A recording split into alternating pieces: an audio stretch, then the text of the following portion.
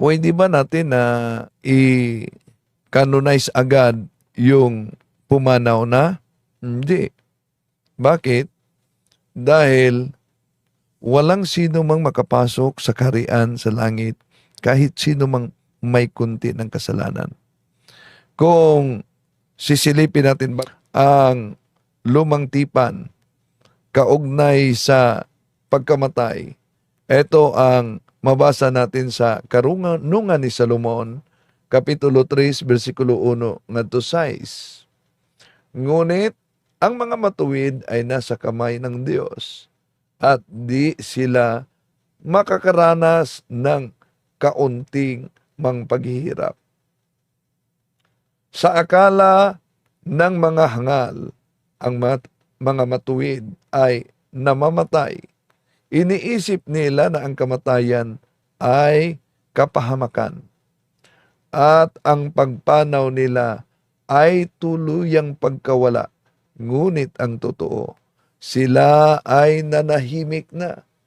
Bangamat sa tingin ng mga tao, sila'y pinaparusahan. Ngunit ang totoo, sila'y nasa buhay na walang hanggan. Ang kaunting pagtitiis nila ay tutumbasan ng malaking pagpapala. Napatunayan ng Diyos na sila'y karapat-dapat. Sila'y kanyang sinubok tulad ng ginto sa tunawan, kaya't sila'y tinatanggap niyang parang handog na sinunog. So, napansin niyo ba na ayon sa karunungan, sa lumang tipan pa, na dadaan talaga sa tinatawag na pagsubok tulad daw ng ginto sa tunawan. Para na walang pagkaiba sa handog na sinunog. Bakit ganoon? No? O na, ang iba nating mga kapatid, sa iba yung pananampalataya, mga kapatid, alam niyo, para sa kanila, ang kaluluwa ay ang katawan at ang katawan ay ang kaluluwa. Pag ang katawan ay mamatay, para sa kanila, patay din ang kaluluwa. Pero di yan totoo. Dahil malinaw ang sabi ng ating Panginoong Hesus sa San Mateo Kapitulo 10:28 na ang kaluluwa ay hindi mamamatay. So, ibig sabihin, kung ang tao ay mamatay, ano ang mangyari? Si San Pablo nagsabi sa Hebreo 9:27, itinakda na minsan lamang mamamatay ang tao at pagkatapos nito ay ang kahatulan. So, tapos sa kamatayan, haharap talaga ng kahatulan. Yun ang tinatawag na particular judgment. So, agad-agad, pagkatapos ng ating kamatayan, at tapos tayo mamatay, haharap tayo sa hukuman ng Diyos. Di pa man nakapasok sa kabaong ang ating katawan, haharap na tayo sa hukuman. Hebreo 9:27. Ano pa mo? Hatulan. Ayon ni San Pablo sa ikalawang Korinto Kapitulo 5 versikulo 10, sapagkat lahat tayo'y haharap sa hukuman ni Kristo at tatanggap ng nararapat ayon sa ating mga gawang mabuti o masama, nang tayo'y nabubuhay pa sa katawang ito. So, harap na tayo sa hukuman ng Diyos. Pero, alam naman natin, mga kapatid, na sa simbahang Katoliko, meron tayong tinatawag na Sacrament of Reconciliation, pagpangkumpisal, di ba?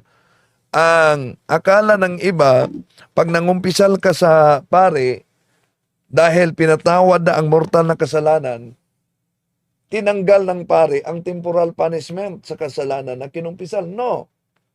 Ang temporal punishment ay nanatili. Babayaran natin yan habang tayo'y buhay pa o kaya sa kabilang buhay natin. Babayaran sa pamamagitan ng apoy sa purgatorio.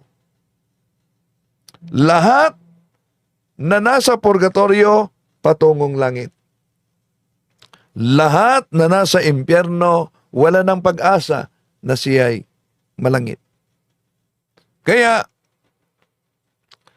dapat yung mga temporal punishment, habang buhay pa tayo, ay mabayaran na natin. Bakit? Dahil sa kabilang buhay, kailangang bayaran umano ang kabuuang utang natin. At kung hindi yan mababayaran, di tayo makalabas sa kulungan. Yun ang sabi ng ating Panginoong Hesus. San Mateo 5:26. Tinitiyak ko sa iyo, hindi ka makakalabas sa bilangguan hanggat hindi mo nababayaran ang kabuuan mo, ang kabuuan ng utang mo. So, yung mga temporal punishment natin na sa mga kasalanan na ikumpisal na mga kapatid, no? Ay kailangang mabayaran sa anong paraan? Obtain the plenary indulgence. Pero, yun, nangumpisal ka kasi, so meron tayong grasya ng Diyos. Pero, kailangan pang mabayaran ayon sa Catechism of the Catholic Church 1030. Kung mamatay tayo, dadaan sa purgatorio. Catechism of the Catholic Church 1030. All who die in God's grace and friendship, but is still imperfectly purified, are indeed assured of their eternal salvation. But after death, they undergo purification so as to achieve the holiness necessary to enter the joy of heaven. See?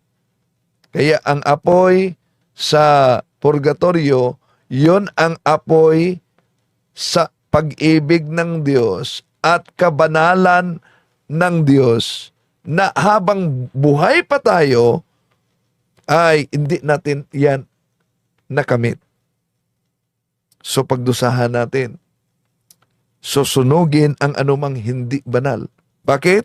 Dahil sa langit, Pahayag Kapitulo 21-27, walang sino mang makapasok sa langit na may kaunting kasalanan. Ito ang sabi ni San Juan. Kailanman ay hindi makakapasok doon ang anumang marumi o ang mga sinumang gumagawa ng kinapupuotan ng Diyos o ang gumagawa ng kasinungalingan. Ang makapapasok lamang doon ay yaong mga pangalan na nakasulat sa aklat ng buhay ng Kordero. So, walang sino man na makapasok sa kaharian ng langit na may maliit na kasalanan. Dito na papasok ang sinabi ng ating Panginoong Hesus sa Marcos 9:49, sapagkat ang bawat isa'y dadalisayin sa apoy. So meron palang apoy na dadalisay. Hindi yan impyerno, mga kapatid. Dahil ang impyerno, eternal punishment. Ano itong apoy na binanggit ng ating Panginoon Jesucristo sa Marcos 9:49 na dadalisay sa tao? Si San Pablo din, sabi niya sa 1 Corinto 3:13, makilala ang ore ng gawa ng bawat isa sa araw ng paghukom sapagkat mahahayag sa pamamagitan ng apoy kung anong ori ang ginawa ng bawat isa. Kung ang itinayo sa ibabaw ng pundasyon ay hindi masunog, tatanggap ng gantimpala ang nagtayo doon. Ngunit, Kung masunog naman, mawawalan siya ng gantimpala. Gayunman, maliligtas siya. Kaya lang, ay para siyang dadaan sa apoy. See? Kaya, yung mga yumao na mahal natin sa buhay, huwag niyong i-canonize na happy birthday in heaven. Paano mo na laman na nasa heaven na yon? Tandaan natin, may kasabihan, we can receive according to our capacity to receive. Ano po ba yung ibig sabihin? Ano ang dahilan bakit dumaan tayo sa mundong ito? 3 dahilan. To know God, to love God, and to serve God. Diba sa Mateo Kapitulo 22, love God with all your heart, with all your mind, with all your strength, with all your soul. Paano po ba natin mamahalin ang Diyos with all our mind? Sa pamamagitan ng pag-aaral sa mga doktrina at aral ng simbahan. Catechism of the Catholic Church, sa Bible, sa mga aral. Bakit? Sa pamamagitan diyan, malaman natin kung ano ang will ng Diyos na gusto niyang ipaabot sa pamamagitan ng simbahan. Love your God with all your strength. Diyan na papasok ang fasting. Alam nyo ba, maraming mga Katoliko di alam yan, na kung magsimba kayo, 1 hour before Mass, kailangan hindi tayo kakain. At daming mga Katoliko di din alam na Friday, iwasan natin ang mga karne. Yon ang tinatawag na abstinence. Love God with all our strength. Fasting yan.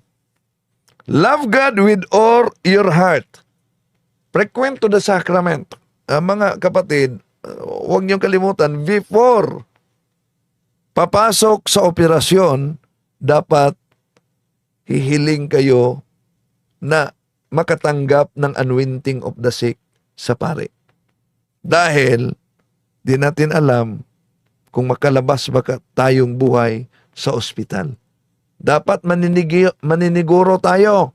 Ngayon, dahil nabasa natin na bawat tao ay idadaan sa apoy, masunog ito, ngunit maligtas na sa apoy sa unang Korinto 3:15, si San Pedro naman nagbanggit na may kulungan sa mga espiritu. Unang Pedro 3:18, 19, 20.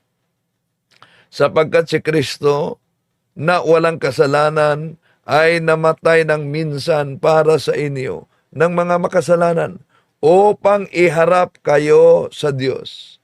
Siya'y pinatay sa laman at muling binuhay sa espiritu. Sa kalagayang ito, nagpunta siya at nangaral sa mga espiritong nakabilanggo. Sila ang mga espiritong ayaw sumunod noong matiyagang naghihintay ang Diyos ng panahon ni Noe, habang ginawa nito ang daong.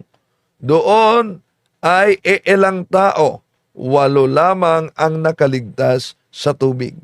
So, may kulungan ng mga espiritu. Sa Spanish Bible, may paliwanag kung ano ito. Ayon sa La Sagrada Biblia, a los tales predico mucho tiempo el Espíritu por boca de Noé la publicación del arca, el Padre se entiende, el por cárcel, el purgatorio. Ang kulungan pala ng mga espiritu ay tinatawag na purgatorio. Kaya mula pa man noon, kailangan talaga, huwag niyong kalimutan na ipanalangin yung mga yumao natin. Bakit? Iba ang panahon sa mundong ito at iba ang panahon sa kabilang buhay. Ang kabilang buhay, eternity. Ibig sabihin, they are not bound by time and space. Wala ng oras. Tayo lamang sa mundong ito ay may oras. Kaya, napansin nyo ba, araw-araw, sa buong mundo, ang simbahang Katoliko, meron tayong misa sa buong mundo. Alam niyo yan? At sa misa sa buong mundo, mga kapatid, pinapanalangin ng pare kahit na ang kaluluwa sa mga yumao sa ibang relihiyon. Nang sabahin ng pare, kaawaan mo, Panginoon, ang mga kaluluwa sa mga yumao, lalo na yung mga kaluluwa na wala nang nag-alala pa sa kanila. Sino ba yung mga kaluluwa na wala nang nag-alala pa sa kanila?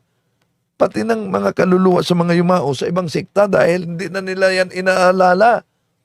Kaya, huwag niyong i-canonize ang mga yumao ninyo na sabihin yung happy birthday in heaven. Paano nun niya siguro na nasa langit na yan? Na pinadayag 21-27, walang sino mang makapasok sa langit kahit ang may katiting na kasalanan. Kaya sa lumang tipan pa lang, Ikalawang Makabyo, Kapitulo 12, versikulo 44-45. Eto mabasa natin.